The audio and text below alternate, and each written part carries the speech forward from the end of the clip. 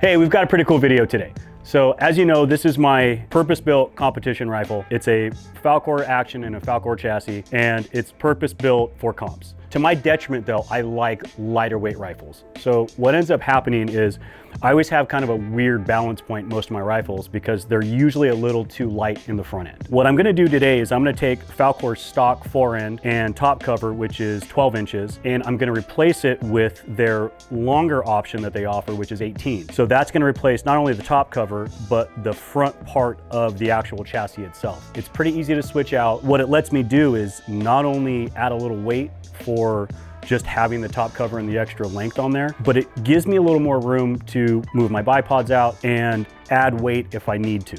What we're gonna do is we're gonna start with checking where the balance point on it as it sits now, and then switch everything over and see where the new balance point is. Before we get started, I wanna show a couple different ways we can balance the rifle out. Falkor's got actually kind of a unique system. It really lets you sort of tailor how you like your rifle to balance. Again, personally, I love this Falkor chassis for that reason. Full disclosure, it's not sponsored. I paid for everything here. Falkor did send me a new top plate to try out, but I've paid for everything here. So again, I run these because I like them. If you look in the back here, there's some spots you can add weight. If you look in the side plate here, you can add weight.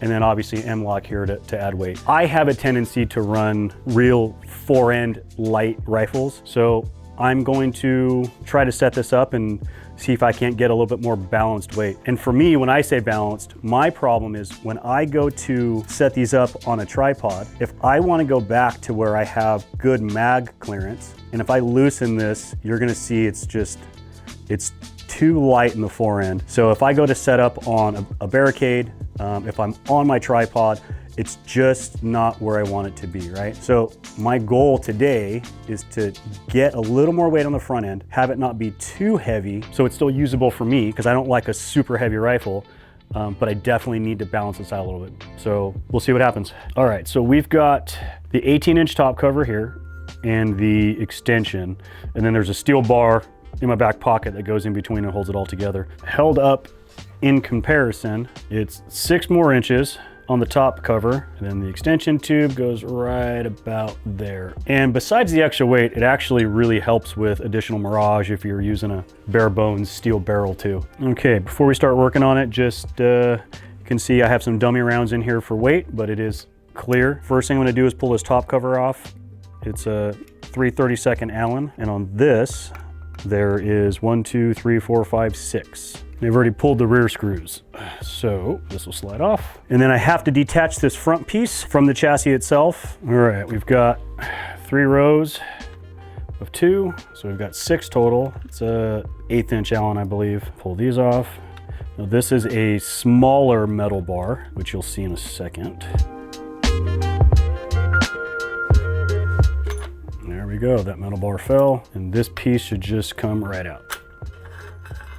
Perfect, let me set this aside. Okay, so I'm gonna mock this up so you can see. You have the option to use both bars, right? You have this long one, and then you have the shorter one that you can run in here. I'm not gonna run both. I'm actually just gonna run the long bar up front. Again, I like a little lighter rifle. I just wanna balance it out. So I think for me, by running the longer bar further forward, it's not adding as much weight as it could while still getting that weight out as forward as I can. So I'll pull this out, I'll get the bar in, and then I'll tighten everything down. I'll get this front one first. I think that's gonna be the easiest one to start, and I'm gonna leave everything very loose so it doesn't bind up. Once it's all together, then I'll tighten it all at the same time. You'll see I'm not using any Loctite or any type of thread lock on it. I'm still trying to figure out where I want this. So if I decide that this is where it's gonna be and this is where I'm gonna keep it, I use blue Loctite, especially because these are vertical screws going up.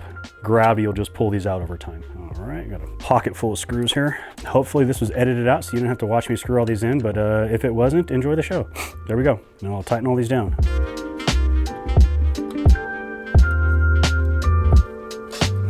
All right, bottom piece is on. All right, so I know what you're thinking. Hey Jeff, why do you have a green rifle and a black top cover? Well, I told them just to send me whatever they had so I could mess with it. I didn't want to take the time and spend the money to get one Cerakoted green unless I knew I was going to run it. So that's why I have two different colors. And honestly, I think it looks kind of cool. And I think once I finish having my daughter paint the rest of the rifle, you're not even going to notice. So we stick the, I don't know what size these are. These look like 832s maybe, but the 332nd Allen. We stick these screws back in here. Be careful not to cross thread them. They are fine little machine screws. Again, I would probably put a little bit of blue Loctite on them once I know this is a permanent mounting solution. But for now, we're just gonna sort of just hand tight everything. All right, so I'm gonna stick all my accessories back on.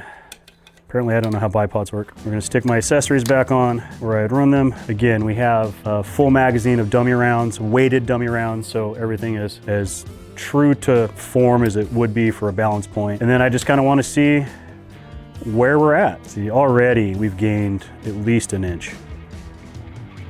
Right about there. All right, so another added benefit for me, and again, this may be just specific to me, I don't know if it's even a thing, but I do like to run my MDT bipods backwards.